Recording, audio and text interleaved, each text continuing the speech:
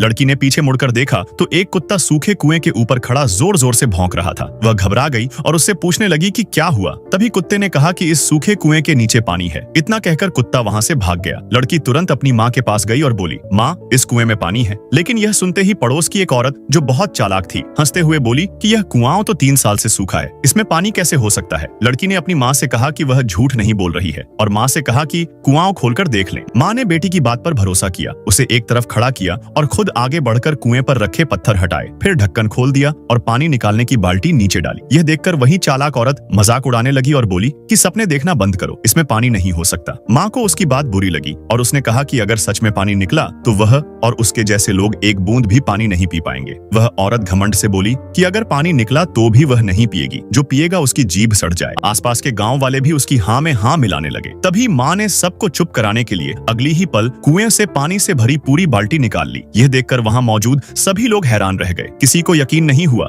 कि सूखे कुएं में सच में पानी था। माँ ने खुशी में अपनी बेटी का चेहरा पकड़कर उसे जोर से चूम लिया। तभी वही चालाक औरत बाल्टी लेकर आगे बढ़ी, लेकिन माँ ने उसे रोक दिया और कहा कि इस कुएं का पानी पीने का उसे कोई हक नहीं है। उस औरत ने कहा कि यह गांव का कुआं है और सबको पानी लेने का अधिकार है। इतना कहकर उसने लड़की को धक्का दे दिया। यह देखकर माँ ने उसे थप्पड़ मार दिया और चेतावनी दी कि आगे से उसकी बेटी को परेशान न करे। गुस्से में वह औरत अपने पति को बुला लाई और बोली कि उसके साथ मारपीट हुई है। उसका पति गांव में बहुत ताकतवर आदमी था। उसने आकर माँ को धक्का दिया और खुद बाल्टी डालकर पानी निकालने लगा, लेकिन जब बाल्टी ऊपर आई तो वह खाली थी। सब लोग हैरान रह गए। तब लड़की ने माँ से कहा कि इस कुएं से सिर्फ वही लोग पानी निकाल सकते हैं जो सच्चे दिल के हों। माँ ने फिर कोशिश की और सच में फिर से पानी निकल आया। अब सबको लड़की की बात पर यकीन हो गया। माँ ने मौके का फायदा उठाया और गांव वालों से कहा कि जब तक उस चालाक औरत को गांव से नहीं निकाला जाएगा वह पानी साझा नहीं करेगी। गांव वालों ने तुरंत उस औरत और उसके पति को गांव से भगा दिया। इसके बाद माँ सबको पानी पिलाने लगी और फिर पानी घर ले जाकर पिता और बच्चों के साथ पिया।